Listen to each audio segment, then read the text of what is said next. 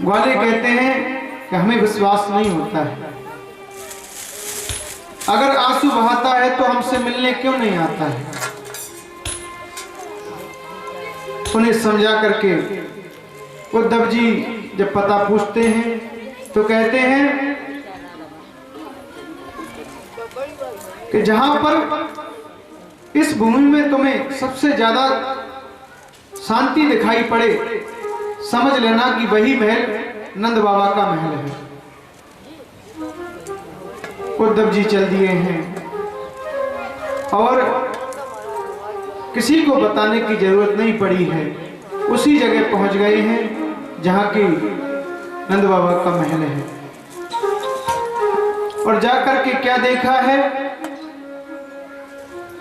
कि खाली पलना है, उसको मैया यशोदा झुला रही है।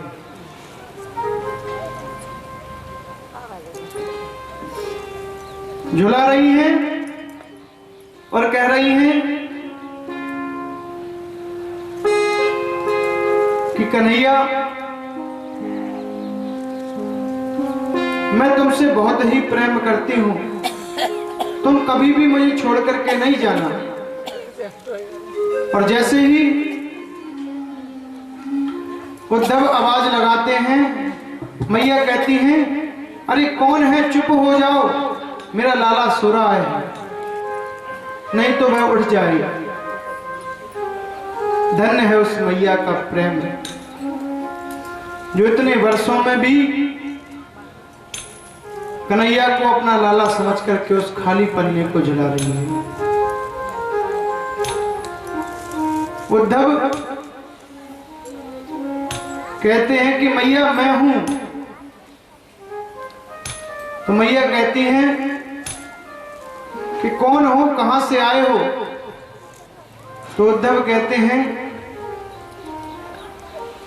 मैया मैं मथुरा से आया हूं। जो इतना सुना है, मैया ने आंखें खोल करके देखा है और सोचने लगी हैं कि शायद कन्हैया को लेकर के आए हैं, परंतु जैसे ही देखा है कि कन्हैया नहीं, ये तो कोई और है, तो मैया फिर से दुखी हो जाती है।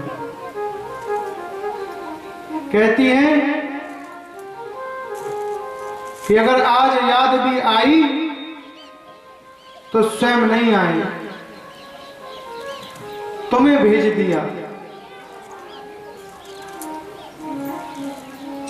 परंतु मैया कृष्ण से बहुत प्रेम करती हैं, इसलिए अपने आंसुओं को रोक लेती हैं और उद्धव से पूछती हैं कि कैसा है मेरा लाला, क्या कभी कन्हैया हमें याद भी करता है या नहीं, क्या उसे अपनी मैया की याद भी आती है या नहीं, क्या कभी हमारे बारे में चर्चा करता है कि नहीं। तो बंधुओं, उद्धव कहते हैं कि मैया कन्हैया आपको कभी नहीं भूल सकती। जब मैं आया था तो कन्हैया आपको याद करके रुदन कर रहे थे, आपके बारे में ही हमेशा बात करते रहते हैं। तो कहते हैं कि जब हम उनको इतने प्रिय लगते हैं तो हमसे मिलने क्यों नहीं आते हैं।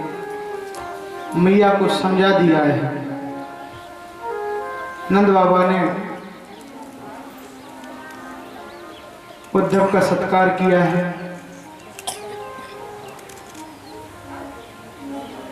अब उद्धव उन गोपियों के पास में पहुंची हैं जो केवल कृष्ण को प्रत्येक समय याद करती रहती हैं।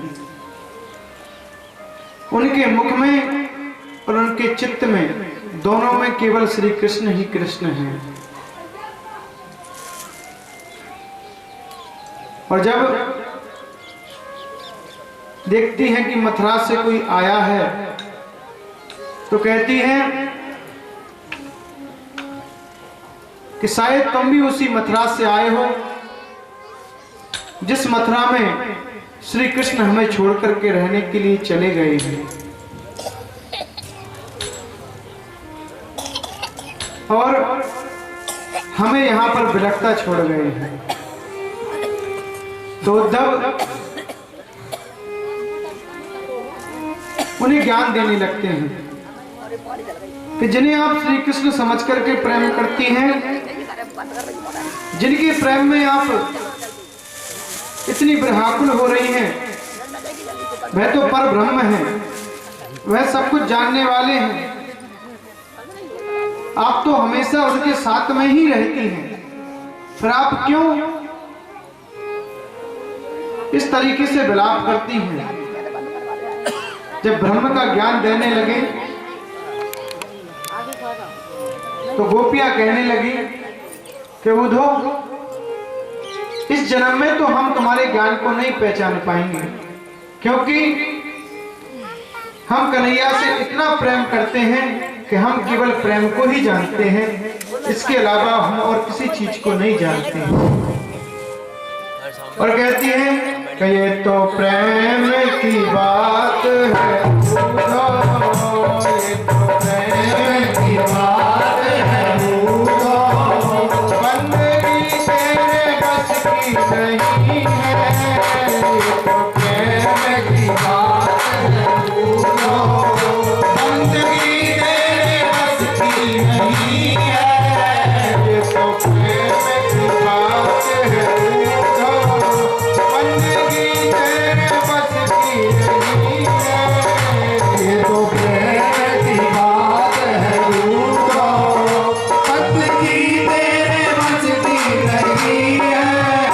यहाँ सर्द होते हैं सौदे, यहाँ सर्द होते हैं सौदे, आशिकी इतनी सस्ती नहीं है, यहाँ सर्द होते हैं सौदे, आशिकी इतनी सस्ती नहीं है, वो प्रेम की बात है,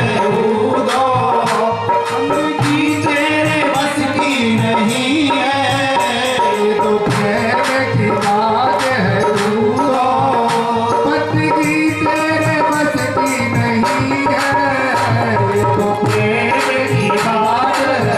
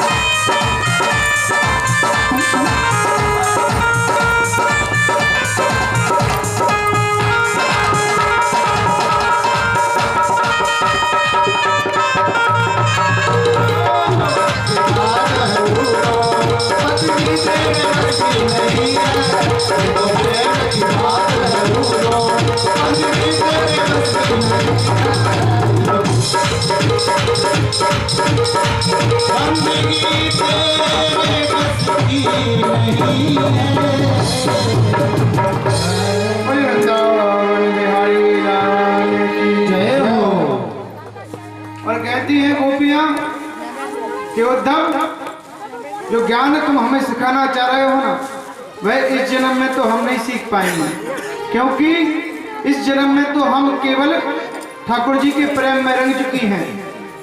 और आती जाती श्वास पर केवल ठाकुर जी का ही नाम रहता है, हमें और कुछ दिखलाई नहीं पड़ता। तुम ज्ञान जानते हो, परंतु हमारे मन की विरह तो केवल हम ही जानते हैं। मेरे मन की मैं जानूं और पी के मन की राम, सांसों की माला पे सिमरूं मैं सांसों की माला पे सिमरूं मैं। मेरे मन की मैं जानूं और पी के मन की राम, मेरे मन की मैं जानूं और पी के मन की राम, सांसों की माला पे सिमरूं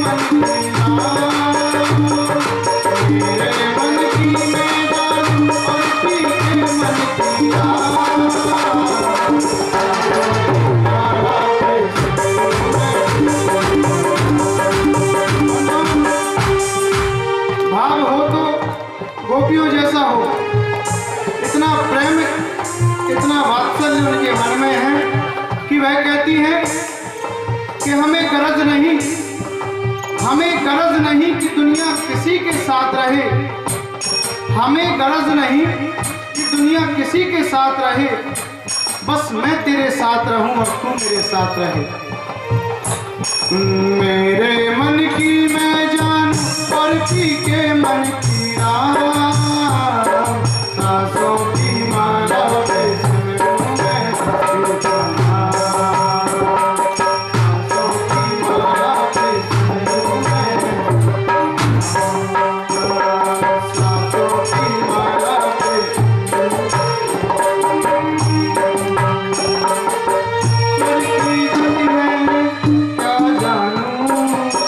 स्वर की गति में क्या जानूं, स्वर की गति में क्या जानूं, हरि हरि हरि कहना जानूं, हरि हरि हरि कहना जानूं, हरि हरि हरि कहना जानूं, स्वर की गति में क्या जानूं, स्वर की गति में क्या जानूं, हरि हरि कहना जानूं, हरि हरि हरि कहना जानूं। उनके रंग में ऐसी धुनी बन गया एक ही रूप, बन गया एक ही रूप। उनके रंग में ऐसी धुनी बन गया एक ही रूप। ओ कृष्ण का नाम जपते जपते आप भरी मैं सांसों की माला पे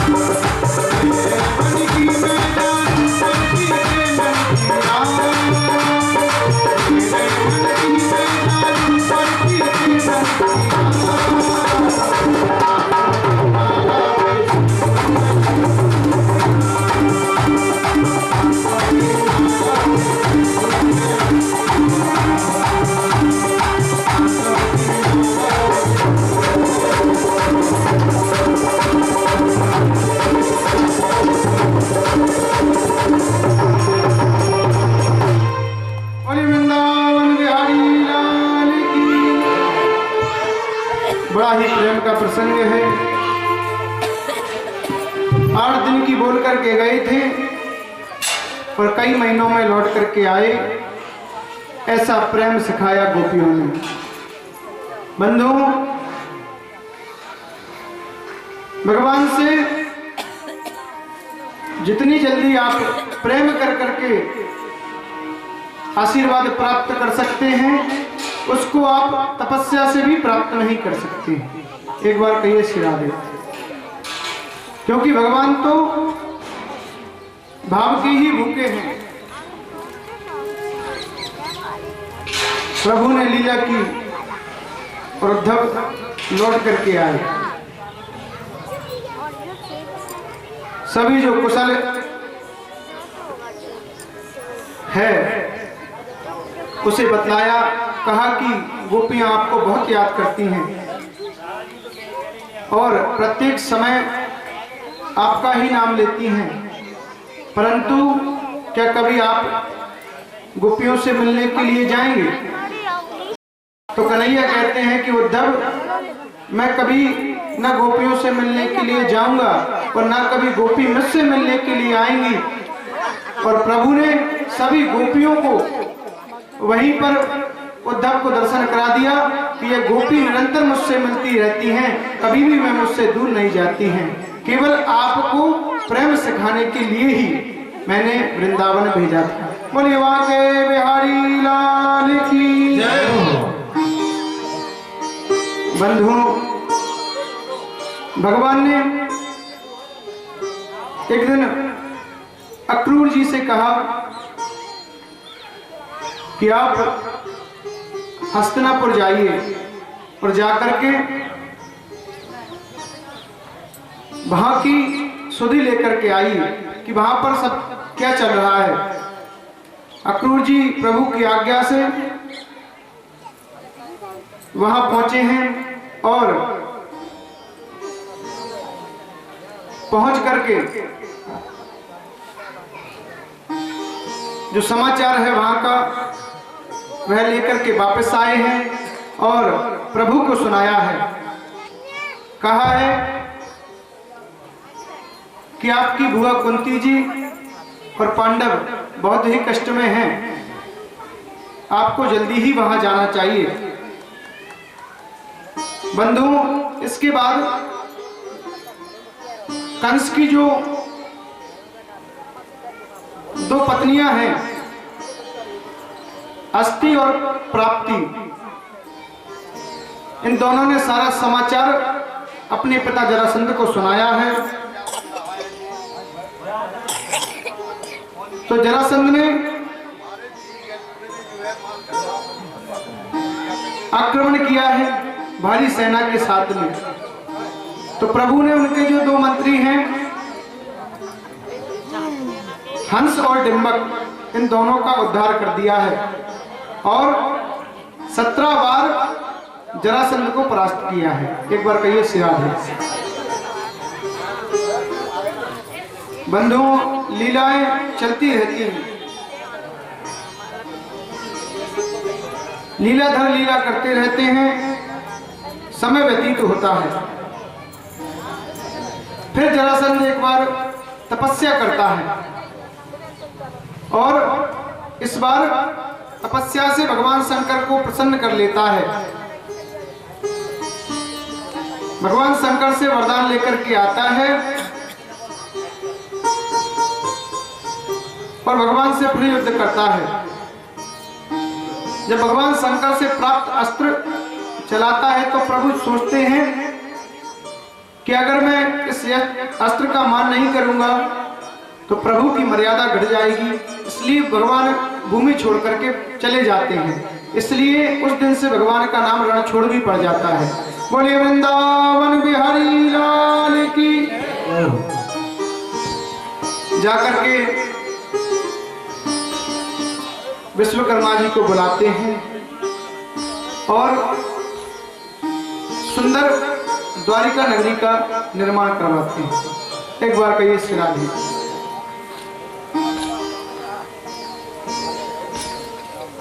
जब प्रभु सभी अपने प्रियजनों को वहां ले जाने के लिए आते हैं। उसी समय देख करके, मौका पा करके जरासंध आक्रमण कर देता है और प्रभु एक ऊंचे पहाड़ पर चढ़ जाते हैं। जो जरासंध है वो चारों तरफ से उस पहाड़ को आग लगवा देता है और यह समझ लेता है कि ठाकुर जी भी इसमें ही जल करके भस्म हो गए होंगे। परंतु बंधु ऐसा नहीं होता है। भगवान द्वारिका आ जाते हैं बलराम जी को लेकर के और जो सभी प्रियजन हैं उनको लेकर के द्वारिका आ जाते हैं। एक बार कहिए श्री राम।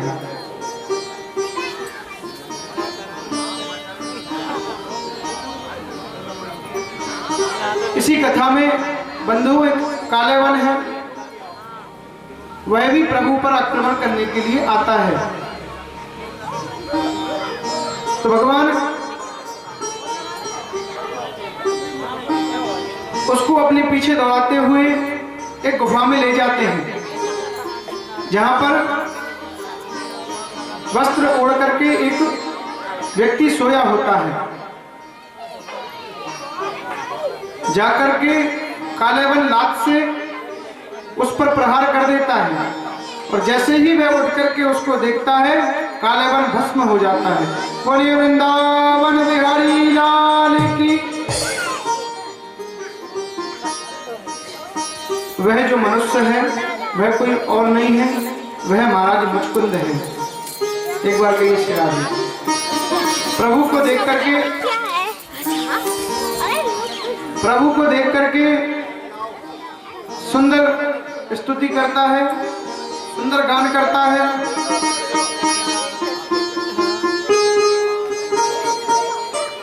और कहता है कि भगवान आपकी बड़ी ही कृपा मुझ पर हुई है कि आज मुझे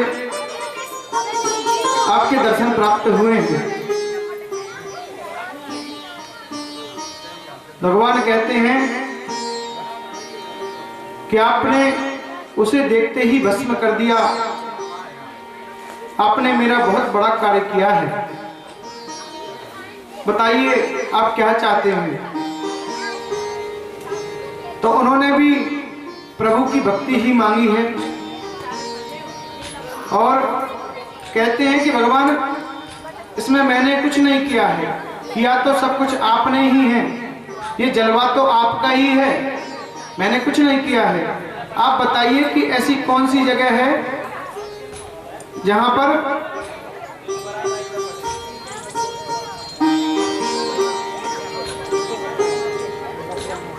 आपका जलवा नहीं है।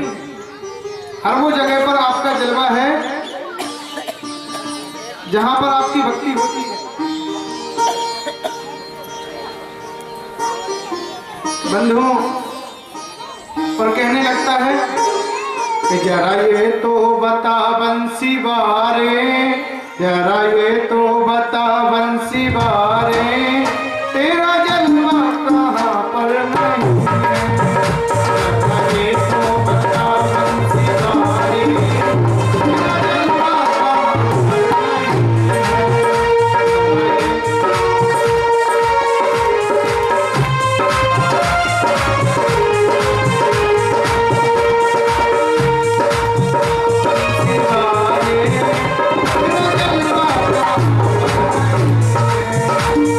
है।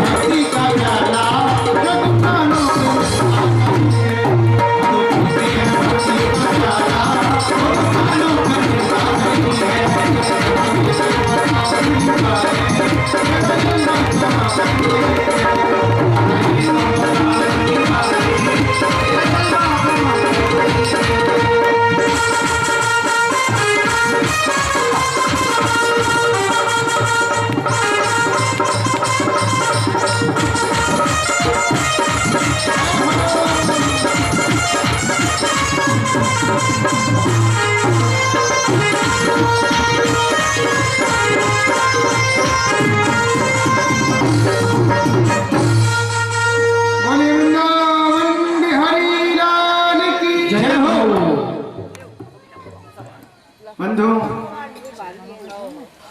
मुचकुंद को दर्शन दिया है। इसके बाद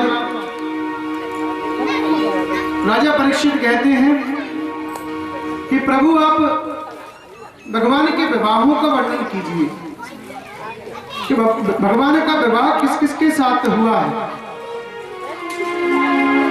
तो सुखदेव जी महाराज कहते हैं कि वैसे तो भगवान के 16,108 विवाह हुए हैं, परंतु सबसे पहले जो विवाह हुआ है रुक्मणी जी के साथ में उसका वर्णन करते हैं। जो विदर्भ देश के देशाधिपति हैं महाराज भीष्मक, उनके यहाँ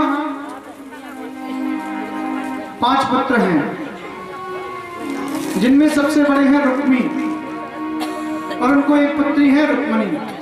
एक बार कहिए श्री राधे।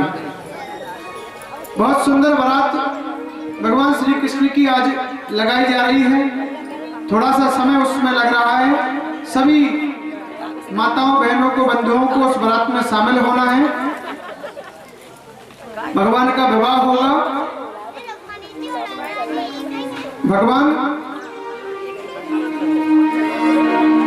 भगवान को हमेशा याद करती रहती है रुक्मणी जी, क्योंकि ब्राह्मणों से भगवान के बारे में सुनकर के अपने आप को रुक्मणी जी ने प्रभु का ही मान लिया है। परंतु बंधुओं, जो उनके भाई हैं रुक्मी, उन्होंने उनका विवाह शिशुपाल जी के साथ में तय कर दिया है। एक बार कहिए श्री राधे।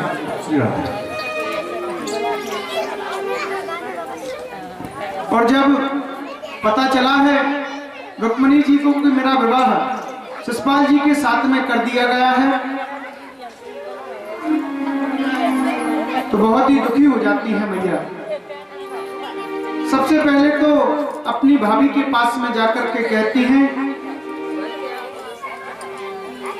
कि आप इस विवाह को रोक दीजिए। मैंने अपने आप को भगवान श्री कृष्ण का मान लिया है और मैं उन्हीं से विवाह करूंगी। जब उनकी जो भाभी हैं वह उनके भाई के सामने प्रस्ताव रखती है तो वह इनकार कर देते हैं। अब रुक्मणी जी देखती हैं कि जल्दी ही विवाह की घड़ी निकट आने वाली है, कुछ दिन ही और बचे हैं, तो एक ब्राह्मण देव को बुलाकर के एक पत्र लिखती हैं और उस पत्र को ब्राह्मण देव के साथ में भिजा करके कहती हैं कि प्रभु से कहना अगर विवाह से पहले नहीं आए तो मुझे जीवित नहीं पाएंगे। वो ब्राह्मण देव पहुंचते हैं ठाकुर जी के पास, भगवान आदर सत्कार करते हैं और पूछते हैं कि किस लिए आना हुआ है। तो कहते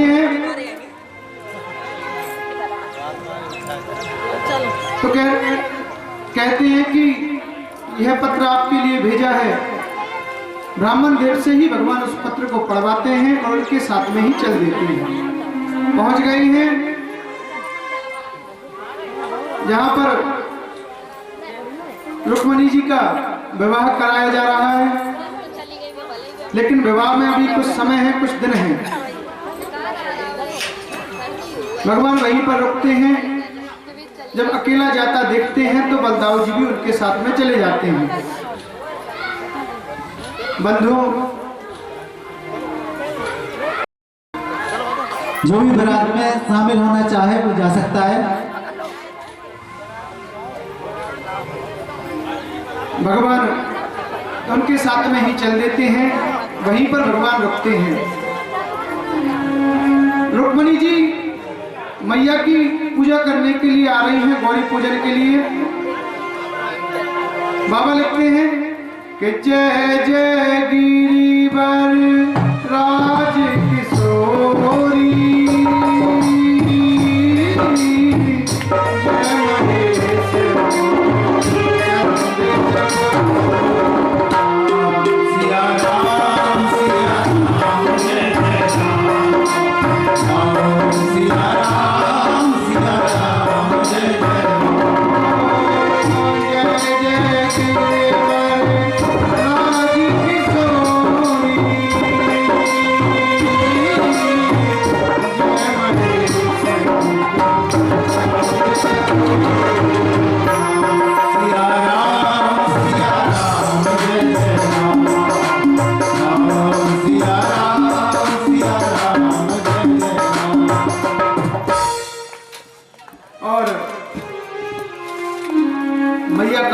प्राप्त करती हैं कि आपका विवाह प्रभु के साथ में ही होगा।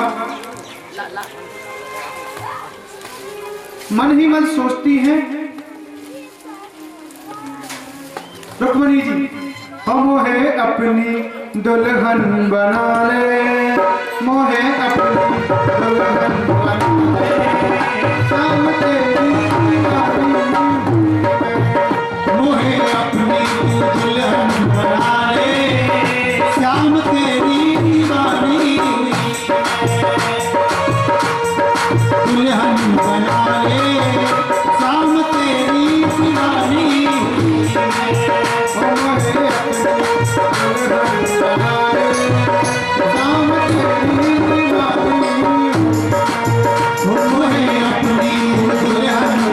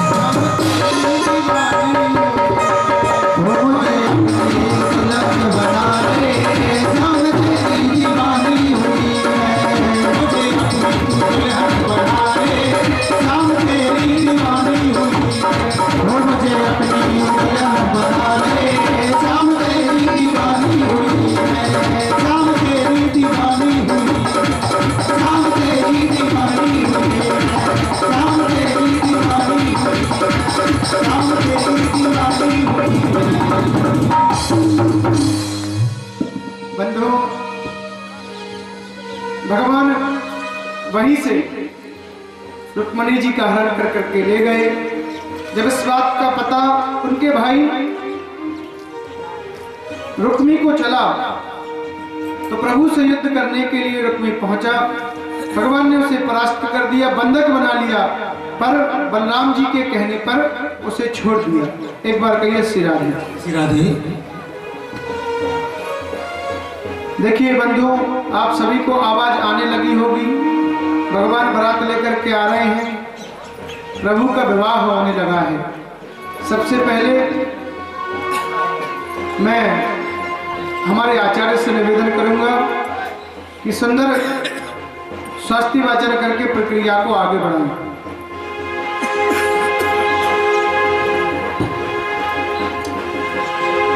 हाँ, विवाह का मंगल उत्सव जब आता है उस समय महिलाएं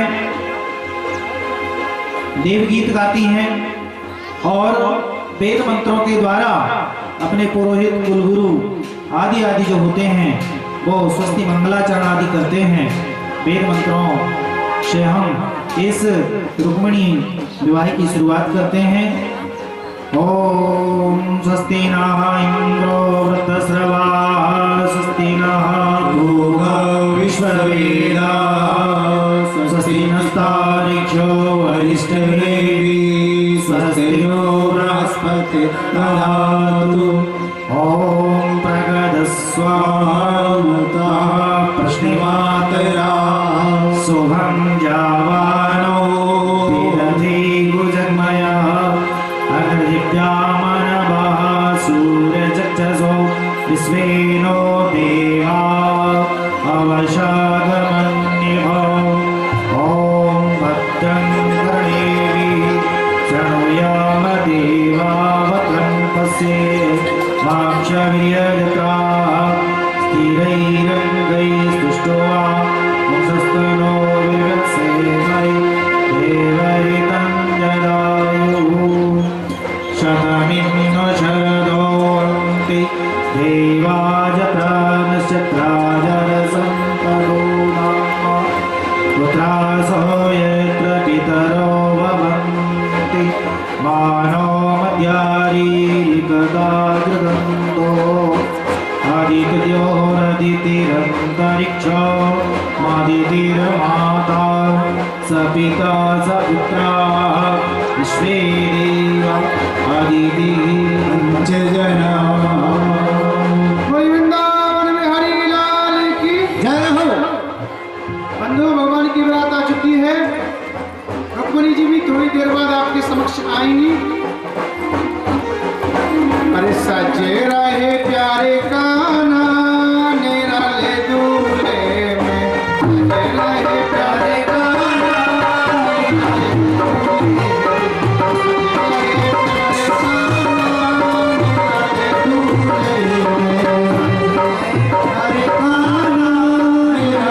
दूल्हे में,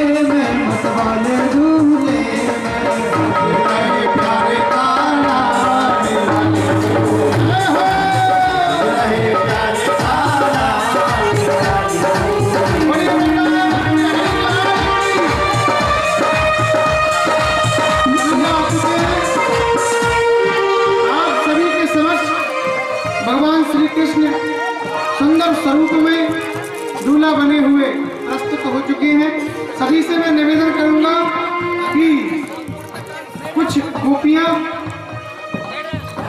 रुक्मिणी जी को लेकर भी आएंगी, कुछ सखियां थोड़ी ही देर में रुक्मिणी जी भी आएंगी और सुंदर स्वागत हम उनका करेंगे। बाकी सबसे मैं निवेदन करता हूँ कि नीचे बैठ जाए, इससे कि विवाह उत्सव का ज्यादा से ज्यादा आनंद ले सके।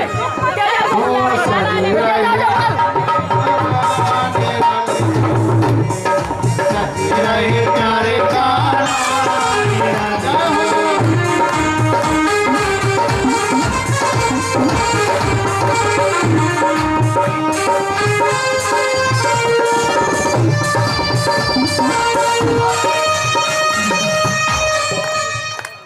और आज कन्हैया की बारात आई है तो क्या कहना है? अरे ऐसा लगता है सारे संसार की शादी है, आज कन्हैया की शादी है, आज कन्हैया की शादी है, आज कन्हैया की शादी है। ऐसा लगता है सारे संसार की शादी है, आज कन्हैया की शादी है।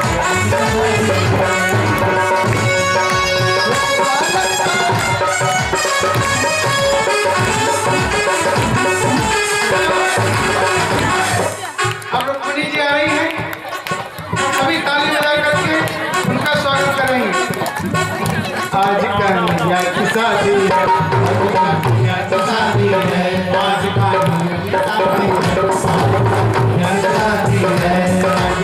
शादी है,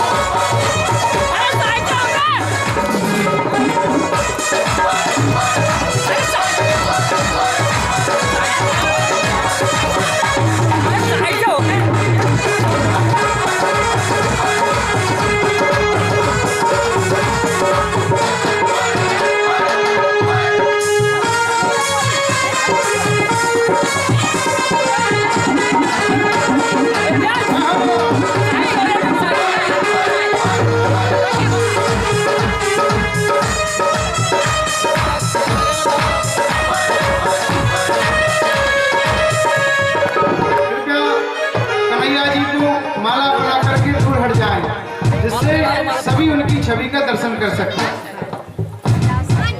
अब भगवान की शादी होगी, अपनी सखियों से मैया कहेंगी और बहुत ही अच्छा प्रसंग है। और सहनाइयों की सदा कह रही है, खुशी की मुबारक घड़ी आ गई है। साजी सुर्ख जोड़े में चांद सी दुल्हन, फलक से जमी पर परी आ गई है। अरे आओ सखी आओ मोहे मेहंदी लगा दो, आओ सखी आओ मुझे मेहंदी लगा दो, आओ सखी आओ मुझे मेहंदी लगा दो, आओ सखी आओ मुझे मेहंदी लगा दो।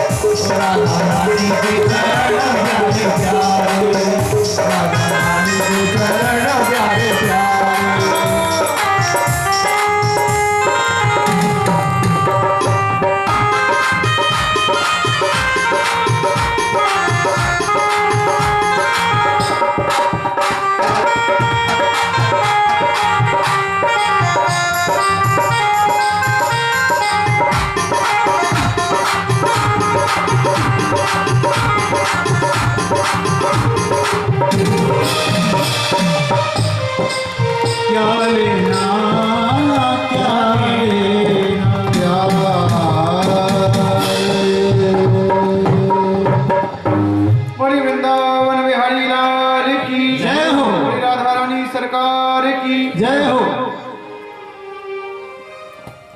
उसको आशीष दे करके प्रभु आगे बढ़े तो देखा कि मथुरा में जो निवासी हैं वो यज्ञ के दर्शन करने के लिए जा रहे हैं। उनके मस्तिष्क पर सुंदर चंदन लगा हुआ है। यह देख करके सभी ग्वालों की भी इच्छा हुई कि हमें भी कोई चंदन लगाए। तो भगवान की कृपा हुई, सामने से ही एक महिला चंदन का कटोरा लेकर के जा रही है। उनको देख करके प्रभु ने पुकार लगाई है कि अरे सुंदरी, यह क्या लेकर के आप जा रही हैं? भगवान जब भक्त पर कृपा करते हैं तो इसी प्रकार से करते हैं। वह जो स्त्री है उनकी पीठ पर कुबड़ा निकला हुआ है, परंतु इसके बावजूद भी भगवान उनको सुंदरी कह करके संबोधित करते हैं। एक बार कहिए श्री राधे। कहते हैं कि क्या लेकर के जा रही हैं? तो वह सुंदरी कहती है कि मैं इसमें महाराज कंस के लिए चंदन लेकर के जा रही हूं। मेरे ही हाथों का चंदन महाराज कंस अपने मस्तिष्क पर लगाते हैं। एक बार कहिए श्री राधे। तो कन्हैया ने जैसे ही कहा कि मैया थोड़ा सा चंदन हमारे मस्तिष्क पर भी लगा दीजिए, जिससे कि सभी ग्वालवाल जो कि सुंदर वस्त्र पहने हुए हैं, गले में माला पहने हुए हैं, चंदन और लग जाए तो थोड़ी सुंदरता ज्यादा बढ़ जाएगी। एक बार कहिए श्री राधे। राधे। प्रभु को देख करके कुछ समय तक तो वह जो कुब्जा है इसी तरीके से खड़ी रही, परंतु जैसे ही भगवान ने वाक्य बोले वह कुछ संभली और कहती है क्यों नहीं, बिल्कुल आज तो मेरे भाग्य उदय हुए हैं जो आपको मैं चंदन लगाऊंगी। तो स्वयं अपने हाथों से ही उसने प्रभु को चंदन लगाया है। एक बार कहिए श्री राधे।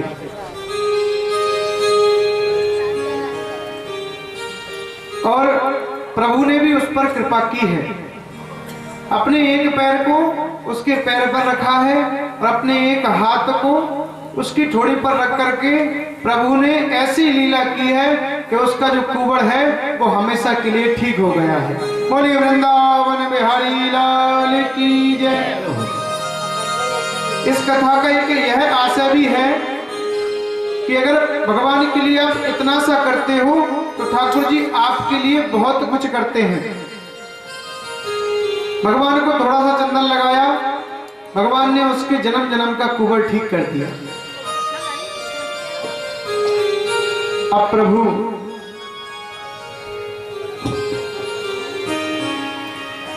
वहां जा रहे हैं जहां पर जो चाप यज्ञ किया जा रहा है, और प्रभु ने वह कार्य कर दिया जो बड़े बड़े योद्धाओं ने भी नहीं कर पाया था। बड़े बड़े योद्धाओं ने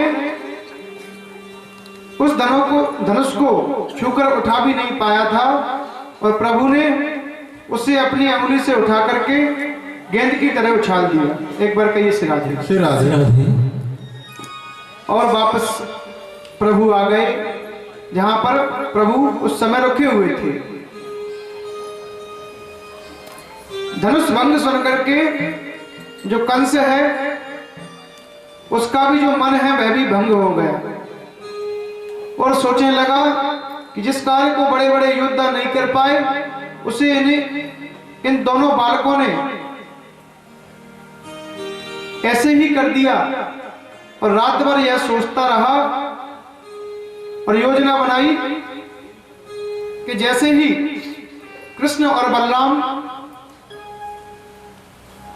युद्ध करने के लिए इस भूमि में आए, कुश्ती करने के लिए इस भूमि में आए, तो ये योद्धा हैं उन्हें सीधा ऊपर का रास्ता दिखा दें। एक बार कहिए श्री राधे। भगवान ने प्रार्थना स्वीकार की, समय आया, भगवान आ रहे हैं और जहां पर आयोजन रखा गया है वहीं पर पहुंच रहे हैं। भगवान से लड़ने के लिए एक महावत को तैयार किया गया है कि जैसे ही तुम द्वार पर खड़े रहना, कृष्ण और बलराम आए, इसके पैर के नीचे उनको कुचलवा देना। भगवान आए, भगवान ने हाथ जोड़ करके विनय किया कि मामा जी हमें उस भूमि में जाने दीजिए जहां पर कुश्ती का आयोजन किया जा रहा है। जो इतना देखा और सुना तो उस हाथी को भगवान श्री कृष्ण पर छोड़ दिया। पहले तो उसकी सूंड पकड़ करके प्रभु थोड़ी देर तक पीड़ा करते रहे, लेकिन थोड़े समय बाद उसके जो दोनों दांत हैं उनको पकड़ करके उखाड़ दिया और बाद में उसको पटक दिया। वह हाथी मर गया, उस महावत की भी मृत्यु हो गई। बोलिए वृंदावन बिहारी लाल की जय हो। बंधु, उस जो कुबला पीड़ हाथी है उसका उद्धार हुआ, महावत का उद्धार हुआ। इसके बाद में जब जो कंस के सेवक हैं दो योद्धा, एक तो है चाणूर और एक है मुष्टिक, इन दोनों ने जब सभी को परास्त कर दिया तो कृष्ण और बलराम दोनों को आवेदन दिया कि आओ और आकर के युद्ध करो। भगवान कहने लगे कि मामा जी आप तो इतने बड़े बड़े हैं और हम तो इतने छोटे छोटे, आपकी और हमारी तो कोई बराबरी नहीं है। तो चाणूर कहता है कि ये बलराम अपने आप को बहुत ज्यादा ताकतवर समझता है और ताकत दिखाने में कोई बड़ा छोटा नहीं होता है, और या फिर यह स्वीकार कर लो कि आपको युद्ध करने से डर लगता है। तो प्रभु कहते हैं कि डर